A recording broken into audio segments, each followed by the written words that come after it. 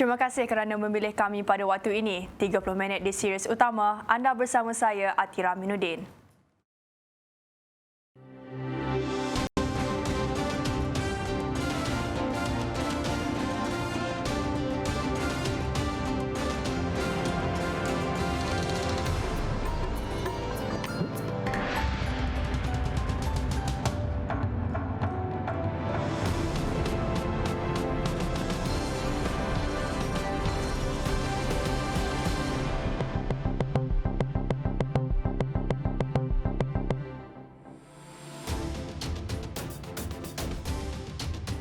Kartel tender projek, juruukur ditahan, bocor maklumat.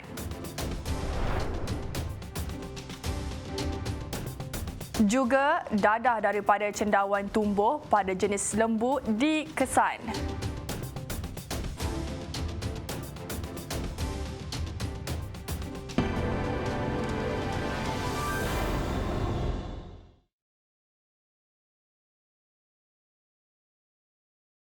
Kes kartel yang memonopoli ratusan tender Kementerian Wang Tunai berjumlah 3.5 juta ringgit ditemui disimpan oleh Ketua Sindiket Bergelar Datuk dalam satu serbuan oleh Pegawai Suruhanjaya Pencegahan Rasuah Malaysia SPRM di rumah suspek. Kenderaan mewah bernilai 15.7 juta ringgit berserta nilai hartanah termasuk banglo, rumah kedai dan pejabat bernilai 29 juta ringgit turut disita. Sebanyak 644 akaun individu dan syarikat yang dianggarkan bernilai 100 juta ringgit turut dibekukan dalam siasatan kes kartel projek. Kartel projek yang diketuai seorang ahli perniagaan berusia 47 tahun ini telah membolot projek-projek kerajaan menerusi tender dan sebut harga bernilai lebih 3.8 bilion ringgit. Sindiket ini sudah beroperasi sejak tahun 2014 hingga 2021. Selain dari memiliki nilai hartanah dan wang tunai yang luar biasa jumlahnya, dalang bergelar Datuk ini juga memiliki beberapa kereta mewah, sebuah kapal mewah dan 2 helikopter. Modus operandi kumpulan kartel projek ini membuka lebih 150 buah syarikat dengan setiap individu yang digunakan nama sebagai pengarah syarikat dibayar gaji antara RM5,000 hingga RM8,000. Syarikat-syarikat ini adalah milik beliau. Dipercayai 114 orang telah digunakan nama untuk membuka lebih 150 syarikat.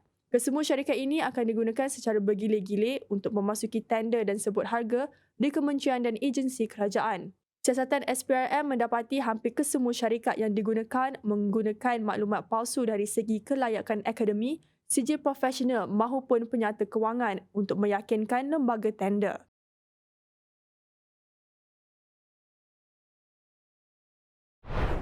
Dalam perkembangan sama, Suruhanjaya Pencegahan Rasuah Malaysia SPRM menahan seorang pegawai kanan sebuah agensi kerajaan tengah malam tadi. Menurut sumber, lelaki berusia 38 tahun bekerja sebagai juruukur bahan grade 48 dipercayai terbabit kerja penyediaan Bill of Quantity BQ bagi projek ditawarkan agensi berkenaan. Suspek disyaki menerima rasuah bagi membocorkan maklumat berhubung spesifikasi projek kepada ketua sindiket bertujuan memudahkan penyediaan dokumen tender. Hasil risikan mendapati suspek disyaki menerima rasuah RM300,000. Setakat ini, suspek disyaki menerima 4 kali bayaran dianggarkan RM1.2 juta. Hasilkan dadah daripada cendawan yang tumbuh pada najis lembu. Namun, dadah jenis ini dikatakan yang paling hebat terutama ketika berpesta sehingga melibatkan halusinasi kepada si pengambil. Menurut Timbalan Pengarah Risikan dan Operasi Jabatan Siasatan Jenayah Narkotik Bukit Aman, Deputi Komisioner Zainuddin Ahmad, dadah jenis itu kebanyakannya dalam bentuk cecair dan sering digunakan dalam campuran minuman sewaktu penganjuran parti liar dan di pusat hiburan. Dia daripada tak lembu akan keluar cendawan macam rumput dan diproses. Kesan dia akan membuat halusinasi hayal juga. Halusinasi lah. Menurutnya, walaupun penggunaan dadah itu masih sedikit dan kurang popular di pasaran tempatan, namun pihaknya sentiasa berwaspada dengan permintaan dadah masa kini. Sementara itu, mengulas mengenai trend baharu pengedaran dadah ketika negara dilanda pandemik COVID-19, Zainuddin berkata, sindiket kini semakin aktif menggunakan perkhidmatan e-hailing, kurier dan e-dagang untuk meneruskan aktiviti mereka. 156 tangkapan telah dibuat membabitkan penghantar dan penerima iaitu e-hailing sebanyak 40 tangkapan, kurir sebanyak 100 tangkapan dan e-dagang sebanyak 16 tangkapan sejak 18 Mac tahun lalu. 29 individu termasuk 15 warga Vietnam ditahan polis ketika leka berhibur menerusi serbuan di sebuah premis dekat Taman Jaya, Johor Bahru, Johor. 14 individu tempatan dikenakan kompaun RM10,000 setiap seorang kerana gagal mengamalkan penjarakan fizikal. Ketua Polis Daerah Johor Bahru Selatan, Asisten Komisioner Muhammad Fazli Muhammad Zain berkata, kesemua mereka berusia 20 hingga 52 tahun ini ditahan menerusi operasi yang dijalankan sepasukan polis dari bahagian Jabatan Siasatan Jenayah JSJD7, Ibu Pejabat Polis Kontijen IPK Johor. Menurutnya, seorang lelaki warga Vietnam berusia 24 tahun mengaku penjaga premis ditahan, manakala 14 individu tempatan dikenakan kompaun RM10,000 seorang kerana tidak mengamalkan penjarakan fizikal ketika berada di dalam premis. Ketika serbuan, premis sedang beroperasi dan muzik dimainkan dengan kuat. Selain terdapat sekumpulan individu sedang leka berhibur sambil minum minuman beralkohol. Turut dirampas 8 paket berwarna ungu tertulis Goddess Secret disyaki dadah jenis ekstasi, 87 pil berwarna merah jambu disyaki pil ekstasi serta 7 paket lusinar disyaki dadah jenis ketamin. Sementara itu, kesemua warga asing akan dibuat semakan rekod pergerakan keluar masuk negara menerusi Jabatan Immigration Malaysia. Kes tuntutan palsu bernilai RM5.8 juta 4 tahun lalu. Eksekutif syarikat direman 4 hari bermula hari ini bagi membantu siasatan. Perintah reman terhadap wanita berusia 41 tahun itu dikeluarkan Magistrate Zubaidah Syarkawi di Mahkamah Magistrate Kuching siang tadi selepas menerima permohonan daripada Suruhanjaya Pencegahan Rasuah Malaysia SPRM. Wanita terbabit yang bertugas di sebuah syarikat di Petrajaya disyaki membuat tuntutan palsu kepada Kementerian Pendidikan KPM sekitar tahun 2017. Tuntutan itu bagi membekalkan makanan ke asrama sekolah di negeri ini. Sementara itu, sumber SPRM berkata wanita terbabit ditahan kerana memberi keterangan di pejabat SPRM Kuching petang semalam. Siasatan dijalankan mengikut Seksyen 18 Akta Suruhanjaya Pencegahan Rasuah Malaysia 2009 kerana disyaki mengemukakan tuntutan palsu berjumlah RM5,828,220. Sekatan jalan raya di Kelantan terus diperketat berikutan cubaan untuk merentas negeri bagi menyambut ketibaan Ramadan atau untuk berbuka puasa bersama keluarga di negeri Cik Siti Wan Kembang itu semakin meningkat. Menurut Ketua Polis Kelantan, Datuk Syafin Mamat, pihaknya akan turut memantau laluan tikus yang digunakan oleh pengguna jalan raya yang kononnya bagi mengelak daripada melalui sekatan polis. Mereka akan kekal kepada 4 sekatan jalan raya iaitu 2 di Gua Musang dan masing-masing 1 di Jeli serta Pasir Putih. Orang ramai juga dinasihat supaya tidak cuba merentas negeri tanpa kebenaran daripada pihak berkuasa. Bagi yang cuba merentas tanpa sebarang surat kebenaran akan diarah untuk berpatah balik. Rumah panjang Jeff Enchem dekat Bukit Limau Tinja, Sarawak hangus dijilat api dan kejadian menyebabkan 180 orang penghuni daripada 24 keluarga kehilangan tempat tinggal. Menurut Jurucakap Balai Bomba dan Penyelamat BBP Lopeng, pasukan anggota bomba dikerahkan ke lokasi kejadian kira-kira 117 km dari Miri sejurus menerima panggilan. Pasukan bomba dari BBP Lopeng mengambil masa hampir 3 jam menuju ke rumah panjang berkenaan. Pun begitu, kesukaran dihadapi pasukan, ekoran jalan balak licin dan berbahaya selepas hujan lebat melanda kawasan terbabit. Maklumat awal mengesahkan rumah panjang musnah sepenuhnya kerana terletak jauh di pedalaman dan tidak mempunyai balai bomba berdekatan. Kawasan terbabit tidak mempunyai rangkaian telekomunikasi yang baik menyebabkan kesukaran penduduk setempat menghubungi talian kecemasan. Semua penghuni selamat dan kejadian tidak mendatangkan kecederaan atau kemalangan jiwa. Punca dan nilai kerugian. Isu kenaikan harga barangan asas pembinaan khususnya besi di Perlis bukan perkara baharu. Malangnya ia belum nampak tanda-tanda untuk pulih, malah harga barangan itu terus melambung sehingga mencecah 100%. Kumpulan sektor pembinaan menanggung kerugian apabila harga besi dari RM18 sebatang naik sehingga RM32 sebatang. Mereka terpaksa berhadapan kesukaran untuk mendapatkan sesetengah jenis barangan binaan berikutan kekurangan stok di kedai-kedai. Difahamkan ketika Perintah Kawalan Pergerakan PKP yang pertama diadakan, permintaan membina rumah semakin meningkat. Namun mereka terpaksa berhadapan dengan kenaikan harga barang binaan pula yang bermula dari pembekal dan kilang-kilang. Serius utama berehat seketika menyusul selepas ini. Umrah di bulan Ramadan dibenarkan.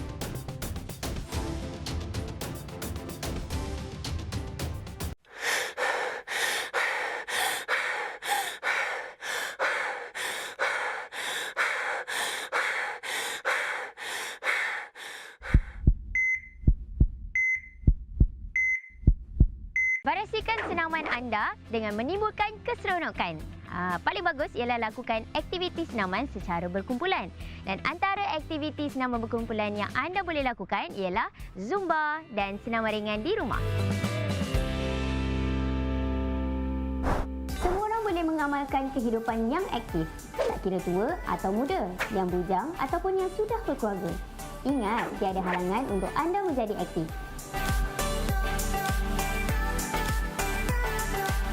Antara senaman yang sesiapa pun boleh lakukan ialah senaman regangan menggunakan resistance band, fun ride, fun run dan night workout. Ingat, memang ada banyak cara untuk kekal aktif. Jadi, korang janganlah bagi alasan untuk tidak aktif, okey?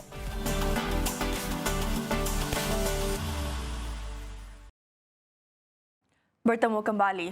Penemuan vaksin COVID-19 sekaligus kelulusan penggunaannya hujung tahun lalu menjadi khabar paling gembira dinanti masyarakat dunia.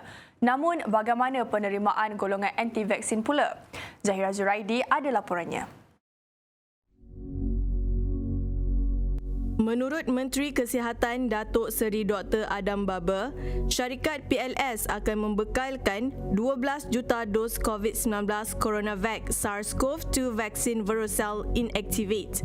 Pembekalannya dijangka dilaksanakan secara berperingkat mulai April ini. Sementara syarikat Dua Farma Sendian Berhad akan membekalkan sebanyak 6.4 juta dos vaksin Sputnik V yang dijangka dibekalkan penghujung Mac nanti. Ia bagi menampung keperluan 28.75% rakyat di Malaysia. Pun begitu, laporan dikemuka Pfizer kepada panel pentadbiran makanan dan ubat-ubatan Amerika Syarikat FDA tentang 6 individu maut ketika peringkat akhir ujian klinikal vaksin berkenaan mengundang perhatian ramai terutama golongan anti-vaksin. Ia digunakan sebagai dalil di media sosial untuk menolak pemberian vaksin berkenaan. Okey, kenapa perlunya vaksin? Sedangkan dah masuk sehingga hari ini hampir 200,000 lebih dalam masa 300,000. Sedangkan yang sembuh daripada COVID-19 itu orang yang tak divaksin. Sebenarnya wabak ini memang ada, tapi yang pandangan fakta-fakta ilmiahnya COVID-19 ini tidaklah membunuh. Sebabnya kita boleh sembuh tanpa vaksin, tanpa ubat, tanpa apa. Saya akan ambil jalan selamat, saya akan retikan ubat sunnah. Saya akan ambil madu, saya akan ambil habatul sauda, saya akan ambil cara apa sekalipun, ikhtiar saja dengan cara sunnah. Anda juga tahu ada beberapa individu yang ambil vaksin, ada yang meninggal disebabkan diberi vaksin selepas diberi vaksin COVID. So itu membuatkan serba salah kepada kebanyakan rakyat untuk mengambil vaksin. Lagi satu, tempoh perlindungan untuk COVID-19 ini tak jelas dan tak ada orang yang bagi garanti berapa lama benda ni berada di dalam body untuk 1 hari ke 2 hari ke atau selama-lamanya. Nobody knows. So apa guna kita ambil kalau tak ada sebarang confirmation? Dalam trial Pfizer tu memang ada 6 yang meninggal. 4 meninggal di dalam tak ambil vaksin. 2 meninggal yang ambil vaksin. 2 dua yang meninggal yang ambil vaksin ni, seorang tu meninggal 57 hari lepas ambil vaksin. Dia kena sakit jantung. Jadi dia meninggal bukan sebab vaksin, sebab sakit jantung. Dan yang kedua pun, dia meninggal sebab sakit jantung. Jadi telah diperkudakan oleh mereka-mereka yang bertanggungjawab menyatakan bahawa 6 meninggal dalam trial vaksin. Golongan anti-vaksin yang kerap menyebarkan berita palsu boleh didakwa di bawah Seksyen 233 Akta Komunikasi dan Multimedia 1998. Denda RM50,000 atau penjara tidak melebihi setahun boleh dikenakan. Sementara itu, Jawatan Kuasa Muzakarah Majlis Kebangsaan bagi Hal Ehwal Agama Islam menetapkan hukum penggunaan vaksin COVID-19 adalah harus dan ia wajib diambil golongan ditetapkan. Penggunaannya bukanlah perkara asing dalam perspektif syarak. Vaksin seperti Pfizer dan AstraZeneca yang bakal diperoleh sudah diuji kepada puluhan ribu sebelum ia diluluskan di negara seperti Amerika Syarikat, United Kingdom dan Kesatuan Eropah. Masyarakat perlu merujuk kepada orang yang lebih pakar atau laman yang sahih dalam menilai penerimaan vaksin. Jangan sengaja membuat-buat dakwah yang boleh menghalang usaha kerajaan bagi memulihkan negara. Jika tersalah langkah, boleh didakwa. Laporan saya, Zahira Zuraidi, Sirius Media.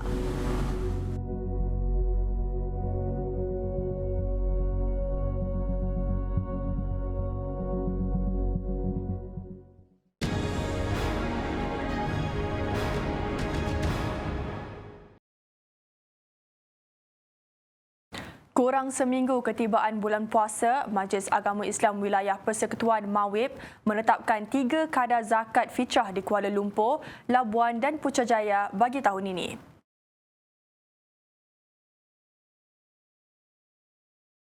Tahun ini kita tambahkan satu lagi kategori orang yang mungkin kelapangan hartanya, yang cara makannya, cara kehidupannya yang mereka ini berbeza. Jadi di 3 kategorikan, 5, 7 dan 14 bagi setiap seseorang.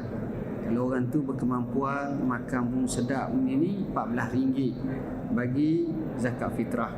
Bagi orang yang biasa saja RM7.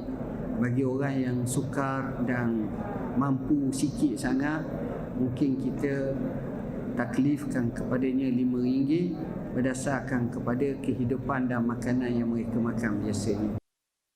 Datuk Zulkifli ditemui selepas merasmikan Majlis Penyampaian Bantuan Ihya Ramadan dan watikah pelantikan Ketua Amil dan Amil Zakat Fitrah tahun 1442 Hijrah di Majlis Wilayah Persekutuan siang tadi. Seramai 73 Ketua Amil dan 836 Amil dilantik bagi memudahkan umat Islam menunaikan kefarduan zakat fitrah tahun ini. Selari dengan norma baharu, Mawib turut memperkenalkan kaedah pembayaran secara dalam talian yang boleh diakses melalui laman www.mawib.gov.my. Platform pembayaran lain turut disediakan termasuk ePay Mawib, Snap and Pay, eWallet Boost dan JomPay. Turut disediakan perkhidmatan melalui laman sesawang Pusat Pungutan Zakat di fitrah.zakat.com.my. Berita baik kepada pendeposit setia, terutama yang membuat simpanan dalam jangka masa panjang. Perbadanan Tabung Pendidikan Tinggi Nasional (PTPTN) menawarkan ganjaran kesetiaan pada kadar 1% melalui skim simpanan pendidikan nasional SSPNI.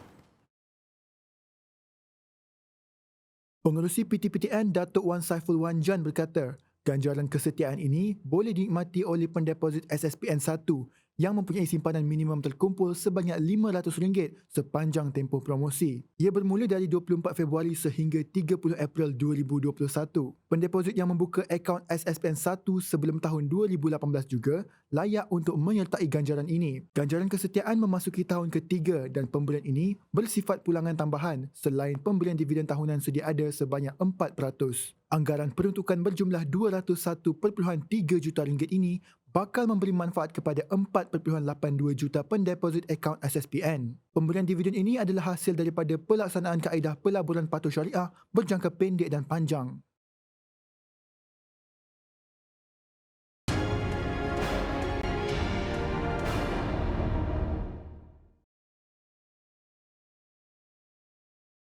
Hanya jemaah yang sudah mendapatkan suntikan vaksin COVID-19 dibenar menunaikan ibadah di Tanah Suci bermula Ramadan nanti. Kementerian Umrah dan Haji menyatakan terdapat 3 kategori penerima suntikan vaksin sebelum berangkat menunaikan umrah. Perintah dikeluarkan pihak berkuasa Arab Saudi. 3 kategori yang dimaksudkan adalah individu penerima 2 dos vaksin COVID-19, menerima dos pertama sekurang-kurangnya 14 hari sebelum berlepas, dan mereka yang sudah pulih dari jangkitan. Pun begitu, kementerian tersebut tidak memaklumkan sampai bila peraturan itu akan dilaksanakan atau dilanjutkan, ataupun hanya sehingga musim haji pada tahun ini. Terdahulu, Arab Saudi membenarkan individu yang belum mendapat suntikan vaksin untuk menunaikan umrah dan solat di Masjidil Haram.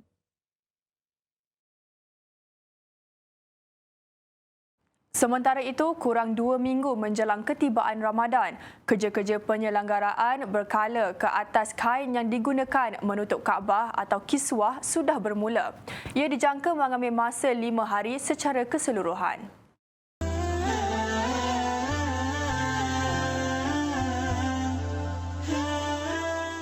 Kerja penyelenggaraan membabitkan 14 juruteknik sambil diawasi pemantau kualiti pakar kesihatan serta unit kesihatan dan keselamatan pekerjaan. Pengarah Jabatan Penyelenggaraan Kiswah Fad Al-Jabri berkata, kain penutup itu akan dibersihkan selepas kerja-kerja penyelenggaraan selesai. Bagi mengekang penularan pandemik COVID-19, menurut portal berita Arab News melaporkan, kerja-kerja ini akan dikendalikan selaras pematuhan langkah-langkah pencegahan yang telah ditetapkan.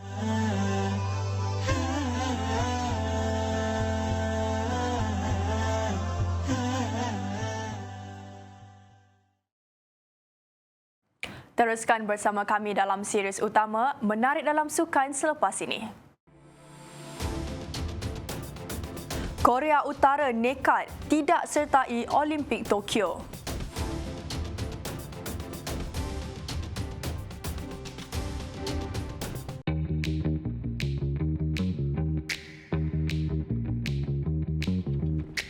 Gaya hidup yang aktif amat penting untuk menjaga kesihatan seseorang. Dan sejak kebelakangan ini pun makin ramai yang bersetuju dengan Bella untuk mengamalkan gaya hidup yang aktif. Hasil tinjauan National Health and Mobility Survey dari Institut Kesihatan Umum atau dengan mudah NHMS menunjukkan hanya 25.1% orang dewasa tidak aktif secara fizikal pada tahun 2019. Pengurangan berbanding dari tahun 2011 sebanyak 35.7% dan pada tahun 2015 sebanyak 33.5%. Makin lama, makin ramai yang aktif. Tapi apa kata kita cuba untuk kurangkan bilangan yang kurang aktif tu? Lagi bagus kan kalau macam tu? Ramainya yang ingkar PKP, banyak kita rugi ni tahu. Kena bayar denda, rugi. Kes naik, rugi. Masa, tenaga, rugi. Kita rugi, semua rugi. Patuh arahan. Kalau duduk rumah, lagi bagus. Bantu petugas barisan hadapan kita, okey? Ingat, amal 3W. Wash, wear, warn. Dan elak 3S. Tempat sesak, tempat sempit, sembang dekat-dekat. Jangan lega, terus waspada. Ingat, sama-sama kita jaga kita. Budayakan norma baru. Bersama-sama kita putuskan rantaian COVID-19.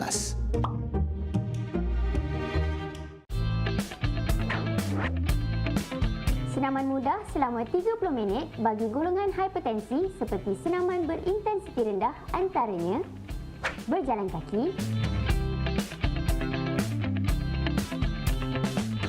yoga,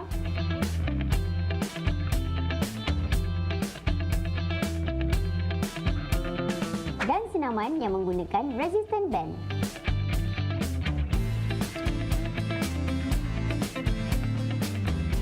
Lakukan senaman bermula dengan intensiti yang rendah dan seterusnya mengikuti progression masing-masing. Ingat, jangan push diri anda sehingga boleh menimbulkan kecederaan.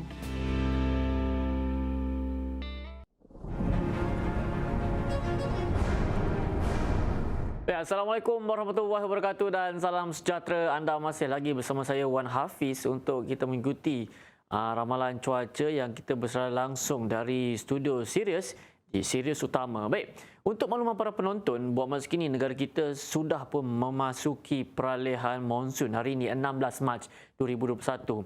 Kebiasaannya secara lazimnya pada fasa peralihan monsun ini angin akan bertiup daripada pelbagai hala dengan kelajuan yang agak lemah dan mana ianya adalah kondusif bagi pembentukan awan aktif yang boleh menyebabkan hujan berserta ribut petir, begitu juga dengan hujan lebat dan juga angin kencang.